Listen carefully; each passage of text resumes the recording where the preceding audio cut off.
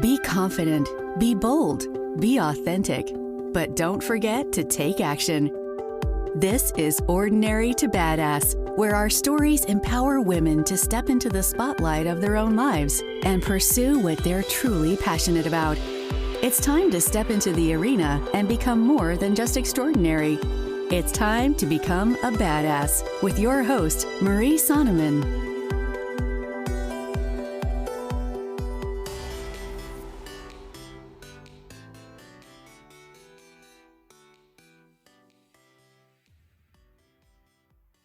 Welcome to Ordinary to Badass, episode number 100.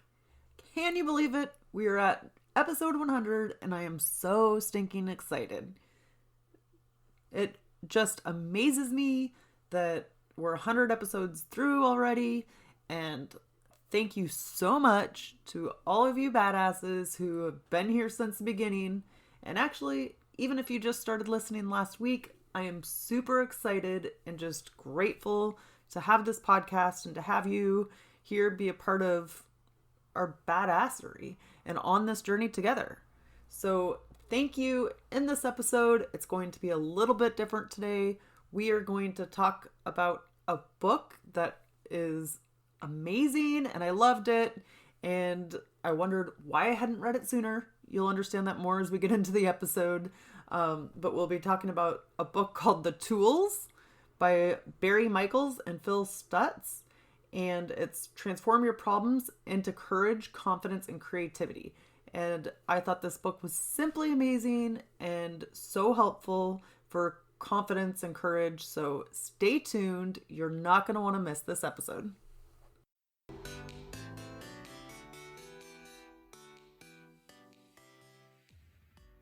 Welcome to Ordinary to Badass. Whether you're ordinary or badass, I'm so glad you're here. Today, we are going to talk about the book, The Tools by Barry Michels and Phil Stutz.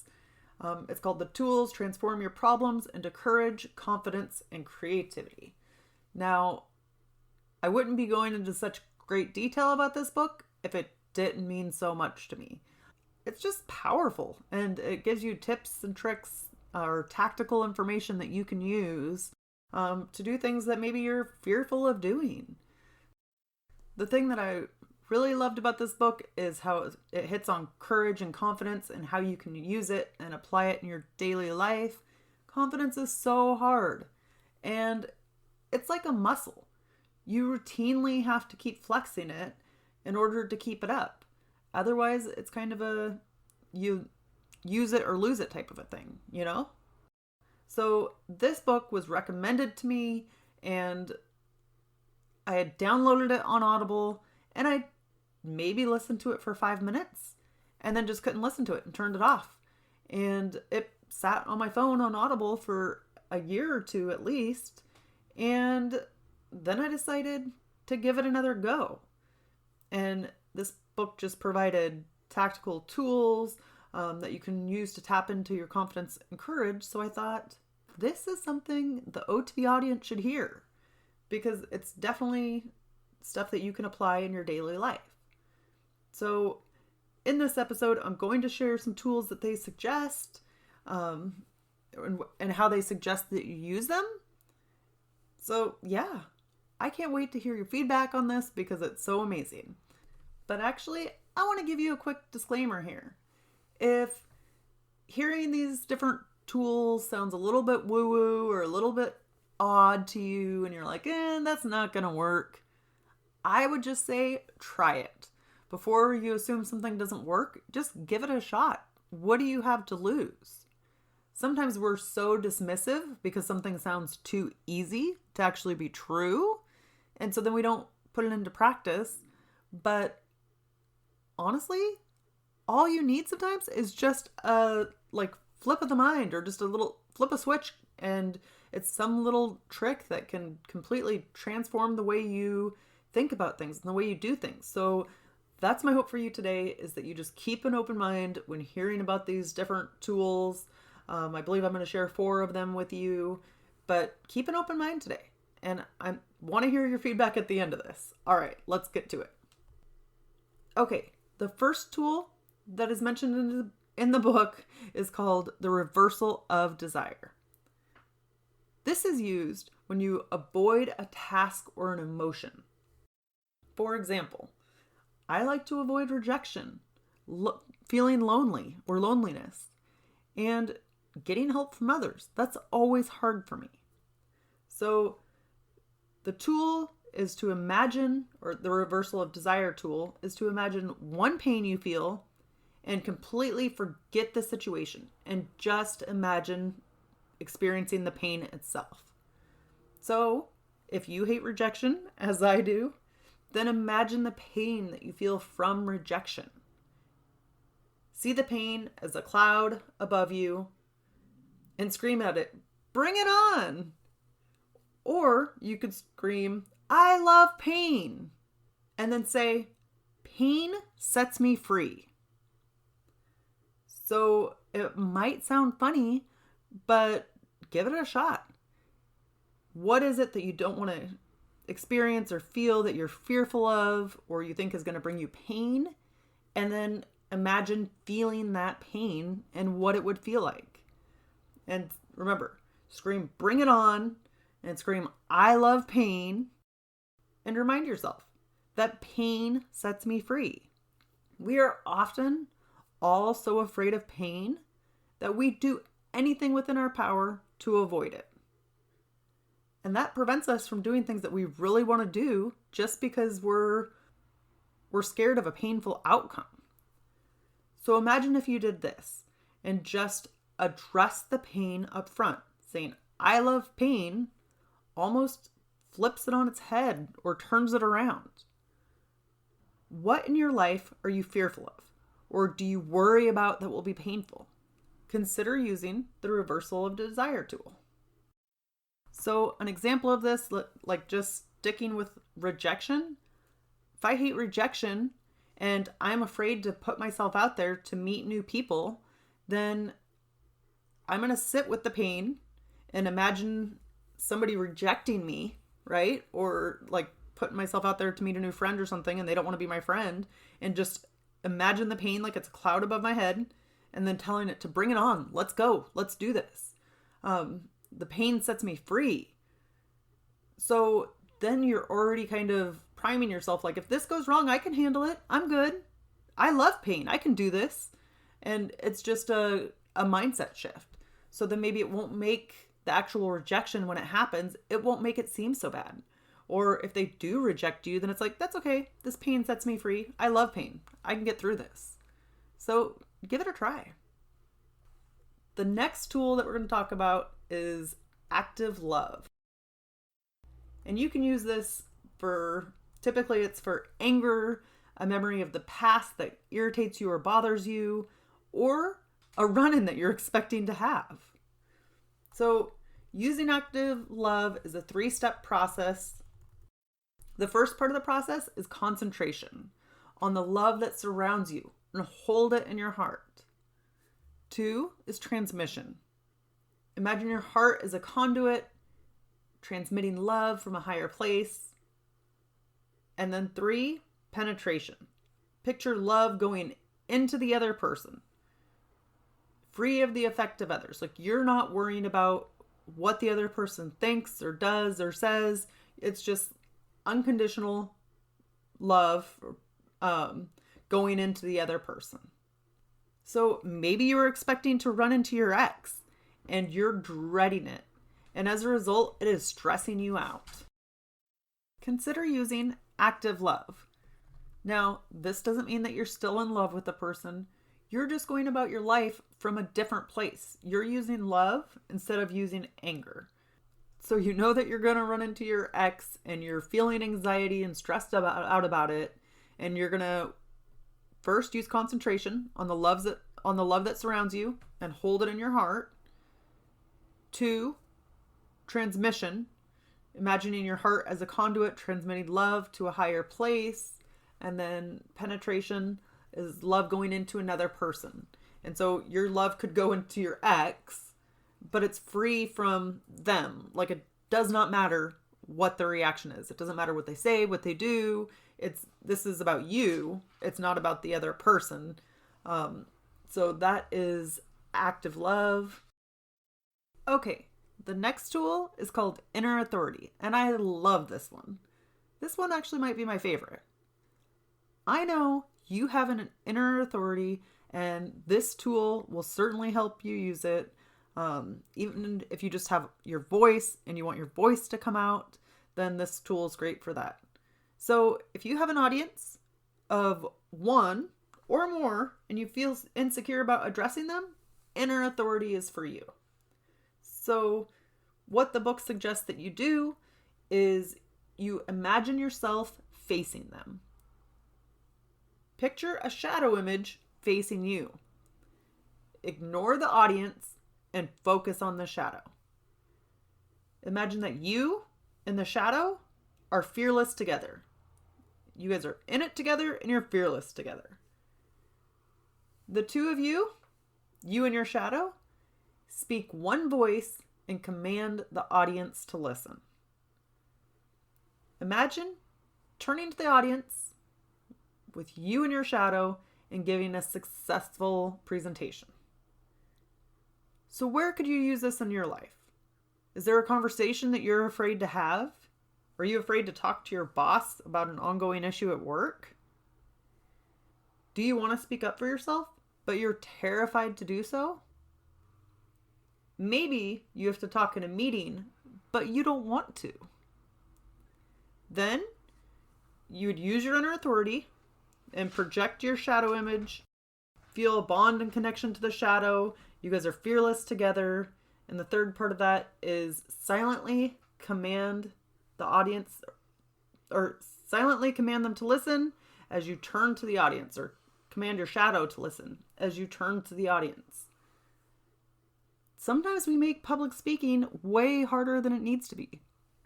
Now, I say that not from a point of judgment, because I will tell you that for most of my life, I absolutely hated public speaking and wanted no part of it. I would do anything to avoid speaking in public. Matter of fact, in college, there was a public speaking requirement, and I completely got out of it. I joined a class that was called speech, and it was actually the psychology of speech. It had nothing to do with public speaking. But leave it to me to find the loophole, because I did not want any part of speaking in public. And then later, I forced myself to join Toastmasters because I was so terrified of it, and I knew I had to get this out of my system. I had to face it once and for all. But at that time, I did not know about inner authority. So sometimes it's just these small little tricks that we can play with our mind to switch what we're thinking and to become more confident. So definitely consider using inner authority to address a problem or address an issue that you've been avoiding addressing. All right, the fourth tool, and I was wrong, there's actually 5 tools, but the fourth tool is gratitude. So with gratitude, you say what you're grateful for and slowly, or you say what you're grateful for slowly. And imagine gratitude flowing upward from the heart. And you can use this tool when you notice yourself feeling negative. If you're griping or obsessing over something, then use the gratitude tool. And then after you say those words of gratitude, remain silent. And just imagine the grateful energy flowing upward from your heart. And I don't know, I just kind of imagine it flowing upward from my heart to the sky or to heaven, to the universe, whatever you want to call it. And yeah. And something actually that I've been doing lately is kind of putting my hands, both my hands, like in the middle of my chest. And I just imagine like all of the gratitude inside, or all of the positive energy just trying to burst out. And it's almost as if like I'm like holding it in just so I can feel it. I know it sounds weird, but just give it a try. And you're just holding it in. And then like when you let go, you can just kind of imagine it floating up to the universe or floating up to the sky. I don't know. I think it's powerful. A couple years ago, I would have told you, that's a little woo-woo. That's a little odd. Now, it's what I do. All right. The last tool is Jeopardy. Jeopardy can be used when you need willpower, to use the tools. So all these other tools, the 4 tools that we've talked about, you use Jeopardy when you just want to give up. When you feel like you got down, you don't need them anymore, or, you're just tired of it. So then Jeopardy is, you ask yourself, what would your life look like not using these tools? What would you risk losing if you didn't use the tools?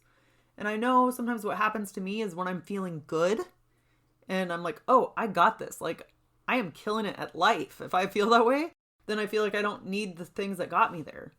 But oftentimes it's those very things that got you there that you need the most. Like, you're feeling that way for a reason. Probably because you used, whether it's these tools or tools that you have on your own. And, they helped you to feel good. But that doesn't mean that you should drop them or forget about them, because then you risk losing all of the progress that you have made up until this point. And I can't even tell you all the different things or all the different ways that this has happened in my life. Like if I've lost weight and then I feel like I got this, I don't need to follow a program anymore. And then I just kind of, go crazy or, with confidence, like when I'm feeling good, I'm feeling confident. And then I don't do the same things that got me to that place of confidence. And then it's easy to fall back down. And it's always so much harder, the climb to get back to where you were, right?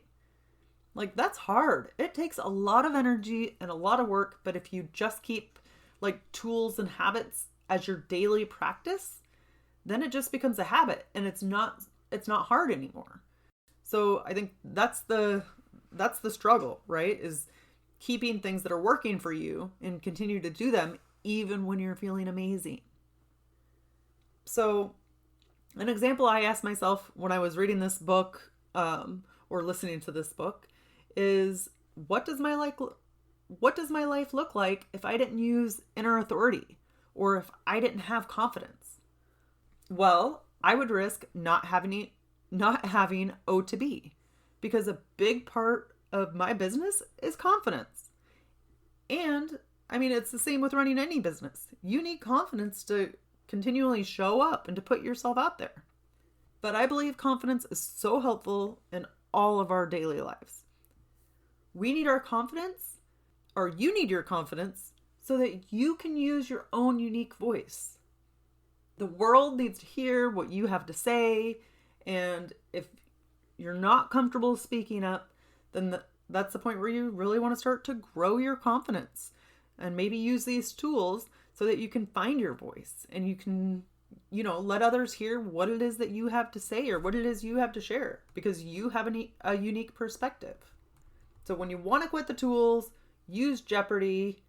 And when you lose the will to go on or to continue doing different things in your life, Jeopardy is your tool. When you just want to give up and say, F it all, that's when Jeopardy comes in handy. I think it's important to remember, and the book does a good job at reminding you of this, or it reminded me of this, is the universe wants me to evolve and advance and be the best version of myself. And problems are for my benefit. They are here for a reason.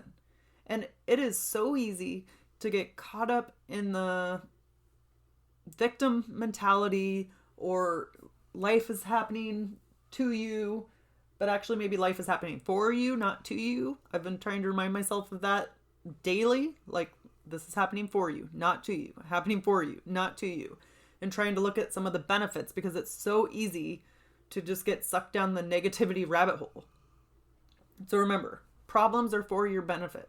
These hardships are helping to shape you and make you become a better, stronger person, even if it's hard to see that right now. So let's do a quick recap here. The tools are the reversal of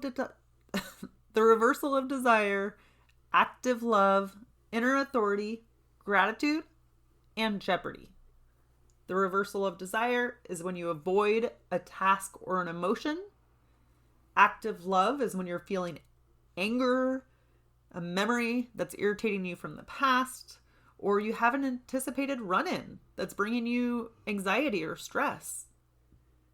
You can use inner authority, the third tool, when you have an audience of at least one and you're feeling a bit insecure about it. The fourth tool is gratitude, and you use that for negativity or when you're griping or obsessing about something in your life. And the fifth tool is jeopardy. It's when you feel like giving up on all the tools and you risk saying, forget it all. And so jeopardy is the tool that you'd use for that. And this helps you stay confident and badass by using the tools. I found it super helpful, and I'm sure that I'm not doing the book justice, so definitely check it out. It's called The Tools, and I really enjoyed it. Actually, I probably need to give it another listen. Okay, there was one quote from the book that I really loved. Success doesn't mean you are exonerated from further struggle. I don't know about you, but I always have this desire to be happy. Sometimes it's an unrealistic desire because it's as though I think I should be happy all the time. Nobody can be happy all the time. It's the hard times or the struggle that make the good times better. If all of life was good, would it really feel that good? It would just feel like the new normal. And we'd be yearning for something else at that point. So remember this quote. Success doesn't mean you are exonerated from struggle. You are a badass. Embrace the struggle. Use these tools or find other little tips or tricks to help you get over your hardships and insecurities. And when all fails, and you need a group of badass women to support you, then join the Ordinary to Badass Facebook group today. We would love to have you. If you love this episode as much as I did, take a screenshot and put it in your Instagram stories and tag me. And I guess I said if you love this episode as much as I did, but I loved this book. It was really good. So if you had a takeaway from it, I would love for you to put it in your Instagram stories and tag me. Tell me which tool resonated with you the most. Or if they didn't resonate with you and you have a tip that has worked for you and could help myself and other O2Bers gain confidence and overcome hardship, then share that with us too. Again, take a screenshot, tag me in your Instagram stories, and let me know what tool worked for you, or if you have another tool for us, definitely share it. On Wednesday evening, we will be having a chat and a Q&A about this in the Ordinary to Badass Facebook group. Feel free to send me your questions early, especially if you can't make it there for the live. I will put an announcement in the group about the Wednesday live. It'll probably be at 6 or 7 p.m. Pacific time. But if you can't make it, make sure to send me the question and I can address it in the group. Or if you have a comment that you'd like to talk about or the group to talk about, then send it my way. All right. I look forward to seeing you on Wednesday night in the Ordinary to Badass Facebook group. Wherever you are, whatever you're doing, own it and get after it, my friend.